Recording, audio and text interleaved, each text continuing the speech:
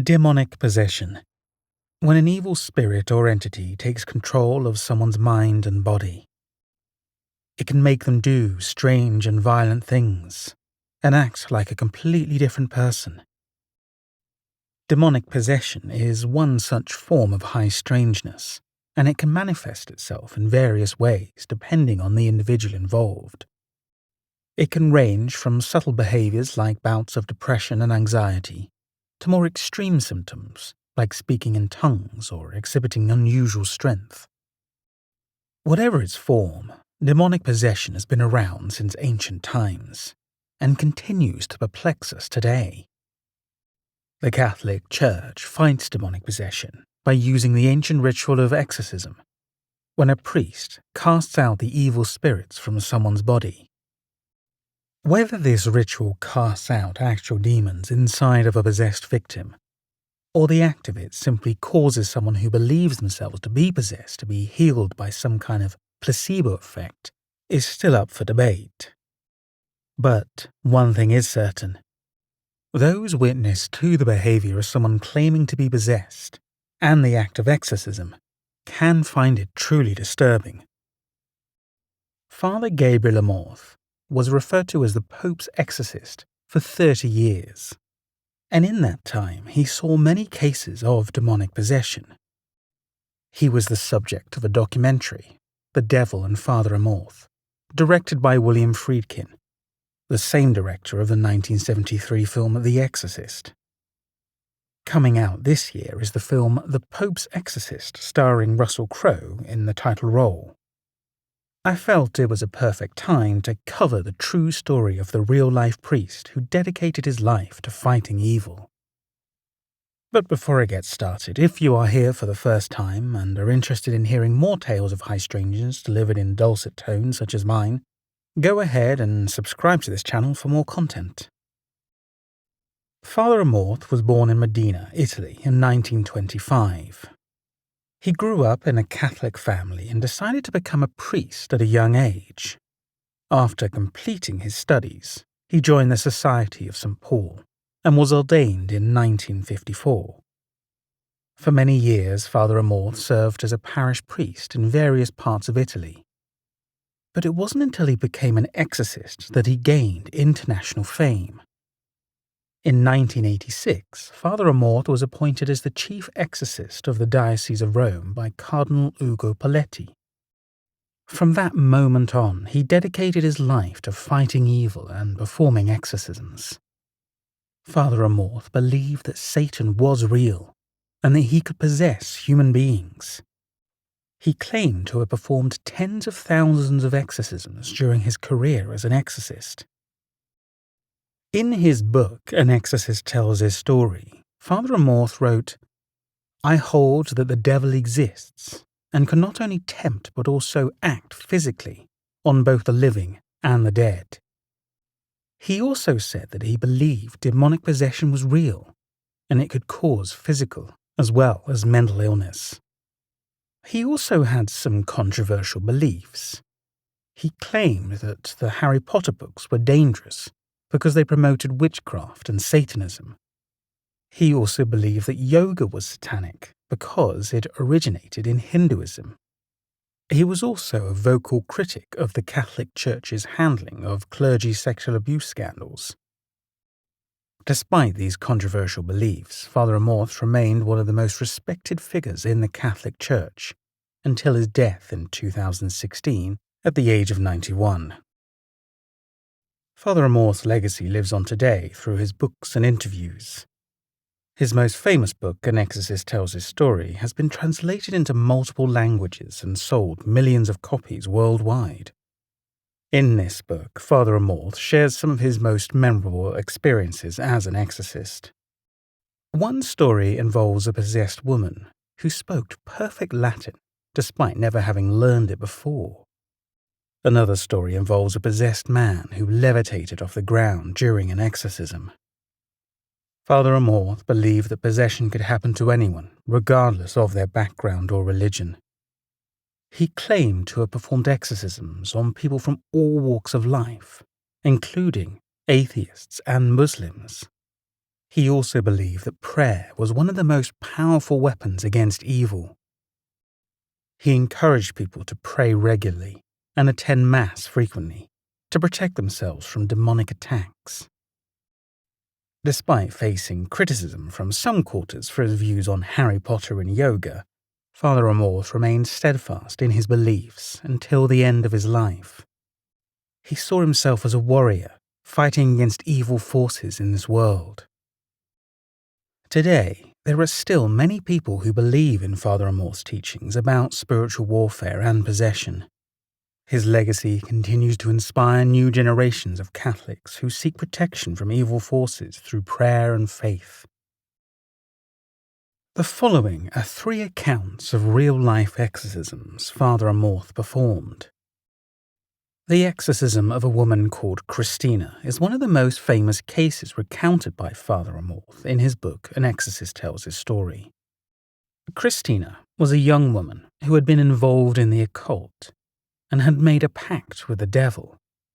She experienced terrifying visions, heard voices telling her to kill herself, and suffered from severe depression.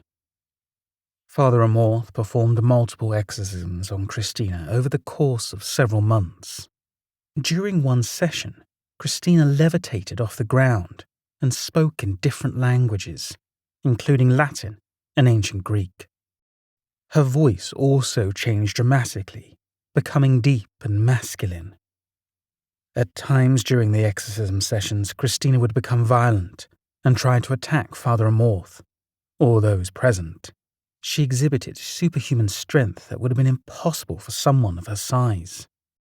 During one particularly intense session, the father called upon St. Michael the Archangel to help him in his battle against the demons possessing Christina. Suddenly, a powerful gust of wind blew through the room, knocking over chairs and causing books to fly off shelves. Despite these terrifying experiences, Father Amorth remained calm and focused on his mission to free Christina from possession. He used holy water, prayers, and other sacred objects as part of his exorcism ritual. After many sessions over several months, Christina was finally freed from possession. She went on to live a normal life without any further incidents of demonic activity. The exorcism of a man by the name of Luigi is another compelling case recounted by Father Amorth. Luigi was a man who had been involved in Satanism and had made a pact with the devil. He experienced intense physical pain, convulsions, and hallucinations. Father Amorth performed multiple exorcisms on Luigi over the course of several months.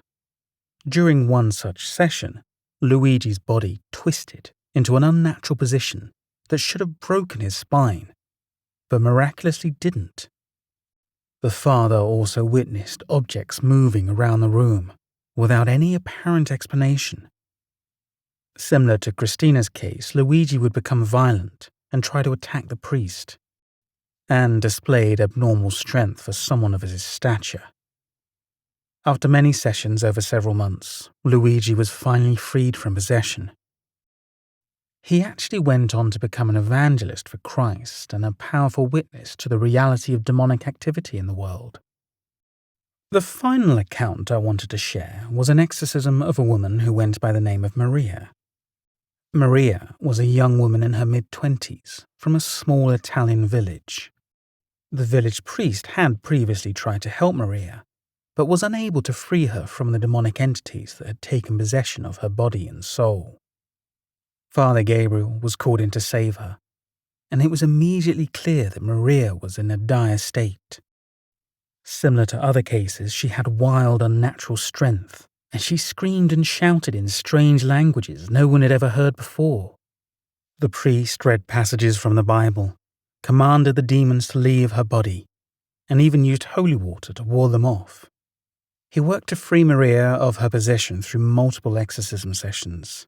During one session, Maria's screams echoed through the church, and she suddenly began levitating off the ground. After days of intense struggle, Father Gabriel Amorth finally managed to rid Maria of the demonic entities that had tormented her, and she was restored to her natural state. The priest's success with Maria's exorcism was met with awe and admiration from the people of the village, and his story spread far and wide. He was known as the Pope's exorcist for his incredible ability to drive out demons from those possessed by them. Father Gabriel Amorth's work is a testament to the power of faith in the face of evil and darkness. His courage, strength, and commitment to helping those who could not help themselves is truly inspiring. The legacy of Father Gabriel Amorth will live on in the hearts and minds of all who have heard his incredible stories. His work serves as a powerful reminder of the strength and courage that faith can bring. His dedication to helping those who are in need, even when faced with seemingly insurmountable odds, is an inspiring example to us all. His legacy will continue to live on through his stories and his commitment to fighting evil forces with true faith in God. He was truly a man of great conviction, whose bravery should be remembered by generations to come. This story was written and narrated by me, James Deverell. Dive deeper into the story of Father Gabriel Amorth by purchasing his book, An Exorcist Tells His Story. I'll include a link in the video description. Thank you for watching this video. Again, if you enjoyed it, please don't forget to hit the like button, and if you don't already, subscribe to my channel. Don't forget to check out the content I am releasing on other platforms such as Instagram, Facebook, and Twitter. Those that have signed up to my new Patreon account were able to get early access to the audio of this story ad-free prior to my YouTube upload. I have a starting tier of just $3 per month, and will soon have a second tier for access to extra content. Right now, I'm working on doing 2 uploads per week to this channel. Depending on the growth of this channel or support from people on Patreon, the next couple of months will determine whether I'm able to continue with this as a sustainable business and do nothing but research and create awesome content for you, or just keep doing this as a side hustle or hobby and go back down to 1 upload every 1 or 2 weeks.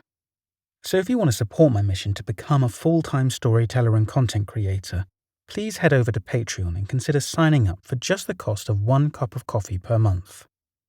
If you, or anyone else you know, has a story about anything related to high strangeness, please reach out to me with a brief description to stories@daredeverell.com. I don't need you to write the whole story, so you don't need to worry about being an English major or anything. We'll be doing all the writing. You'll just need to be willing to jump on a call with me so we can have a chat and I can get the whole story. Thanks again for watching.